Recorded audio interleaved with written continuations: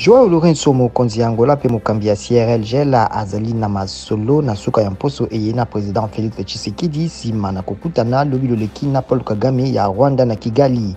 Bazali koluka nzela ya kimia ntango bitumba bingali makasi na monile ekolo Congo Démocratique kati na mampinga na batomboki ba M23.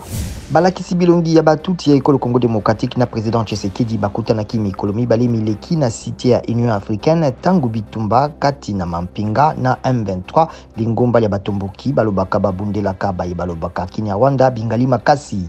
Félix Tshisekedi ayambaki pe ba utu mposo moko moleki pe alaki bango banso bokengi. Joe Biden asengi na COP27 na Egypte ete bato banso basala makasi na tina ya kokitisa bobimi ya mopepe mabe pe asengi na molongo kobima na lombango na kozelaka kaka ba énergie fossile abandeli kolobela manaka mai ya ba dollar million kama misato na tuku sambo.